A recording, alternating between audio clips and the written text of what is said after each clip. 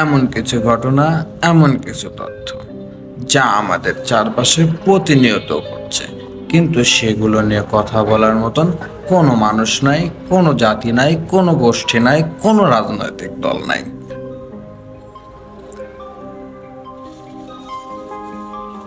ভাতিজির বউকে ধর্ষণের চেষ্টা ফ্যামিলি কার্ডের প্রলোভন দেখিয়ে,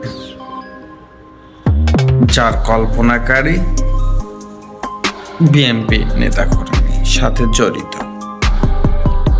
বরগুনায় ট্রলারের ইঞ্জিন চুরির অভিযোগ উঠেছে ছাত্রদল নেতার বিরুদ্ধে।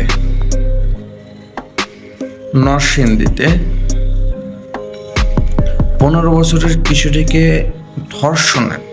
ধর্ষণ করার পরে তার বিচার চাওয়ার জন্য থানায় যাওয়া হলে সেই অভিযোগে মেয়েকে বাবার কাছ থেকে ছিনতাই করে হত্যা করা।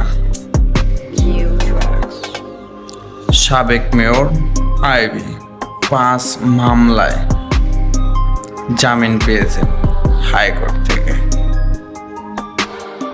গণভোটের মতো ভোটটাকেও বাতিলের সিদ্ধান্ত নিয়েছেন হাইকোর্ট, যার কারণে যে ভোটটার কারণে সাধারণ মানুষ অধীর আগ্রহে বসেছিল এবং হাজার হাজার ছাত্র ভাই বোনরা জীবন দিয়ে দিল দেশের জন্য।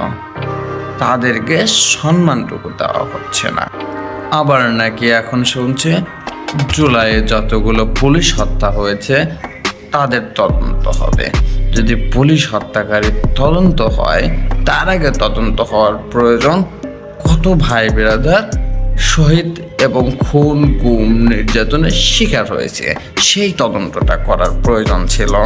আপনাদের সব পরিকল্পনায় ভুল। একটু মাথাটাকে খাটান। যাদের জন্য দেশে আসলেন, যাদের দ্বারা ক্ষমতায় বসলেন, যদি এখন তাদেরকেই ঠিক শাহজাহানের মতো যে মিস্ত্রিগুলো দ্বারা আপনি রাজপ্রাসাদ তৈরি করলেন, তাজমহল তৈরি করলেন, সেই মিস্ত্রিগুলোকে হত্যা করে ফেলেন, তাহলে কেমনে হবে? পুরাটাই তো বিশ্বাসঘাতকতা হয়ে গেল।